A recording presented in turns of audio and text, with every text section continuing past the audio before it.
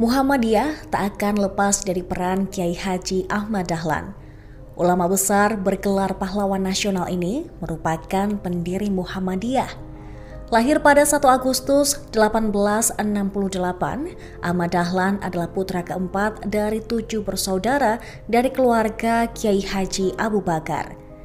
Kiai Haji Abu Bakar sendiri merupakan seorang ulama dan khatib terkemuka di Masjid Besar Kesultanan Yogyakarta pada masa itu.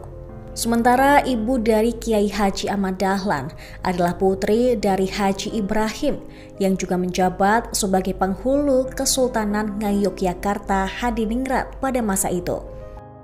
Ketika berusia 15 tahun, namanya masih Muhammad Darwis. Ia melaksanakan ibadah haji dan tinggal selama 5 tahun di Mekah. Tak hanya sekedar tinggal, Ahmad Dahlan turut berinteraksi dengan para pemikir pembaharu dalam agama Islam. Mereka meliputi Muhammad Abduh, Rashid Ridha, Al-Afghani, hingga Ibnu Taimiyah. Usai pulang dari Mekah pada tahun 1888, ia kemudian mengganti namanya menjadi Ahmad Dahlan. 5 tahun setelahnya, ia kembali ke Mekah dan menetap di Tanah Suci selama 2 tahun. Di sana, ia mulai berguru kepada Syekh Ahmad Khatib yang juga guru dari pendiri Nahdlatul Ulama, yaitu Kiai Haji Hasyim Asy'ari. Kemudian di tahun 1912, Ahmad Dahlan pun mendirikan Muhammadiyah di Kauman Yogyakarta. Berbagai pertimbangan matang telah ia lakukan sebelum membentuk ormas ini.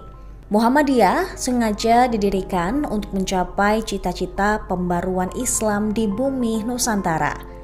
Ahmad Dahlan ingin mengadakan suatu pembaruan dalam cara berpikir dan beramal menurut tuntunan agama Islam. Dia ingin mengajak umat Islam Indonesia untuk kembali hidup menurut tuntunan Al-Quran dan hadis. Perkumpulan ini berdiri bertepatan pada tanggal 18 November 1912. Dan sejak awal, Dahlan telah menetapkan bahwa Muhammadiyah bukan organisasi politik, tetapi bersifat sosial dan bergerak di bidang pendidikan. Anggota Majelis Tabligh PP Muhammadiyah Pradana Boy dalam seminar Rakernas Tarjih di Universitas Muhammadiyah Malang pada 22 Juli 2023 berbicara terkait para ahli yang menggolongkan Kiai Ahmad Dahlan sebagai man of action. Menurut Pradana Boy, meskipun peninggalan tulisannya terbilang langka, hal itu tidak menghilangkan aspek intelektual dalam sosok Kiai Ahmad Dahlan. Ia adalah sosok man of thought dan man of action sekaligus. Ahmad Dahlan melakukan implementasi ajaran Al-Quran, namun tidak dapat dipisahkan dari refleksi dan pemikiran sebelum melangkah ke aksi. Refleksi dan pemikiran inilah yang menjadi elemen intelektualisme dalam perannya. Sosok Ahmad Dahlan selain dikenal dekat dengan masyarakat serta para ulama, ia juga dekat dengan tokoh-tokoh agama lain, seperti Pastor Van Lith pada tahun 1914 hingga 1918. Pada tahun tersebut, Pastor Van Lith adalah pastor pertama yang diajak dialog oleh Ahmad Dahlan, dan saat itu ia tidak ragu untuk masuk ke gereja dengan memakai pakaian haji. Kiai Haji Ahmad Dahlan adalah salah satu pahlawan nasional yang memiliki jasa-jasa.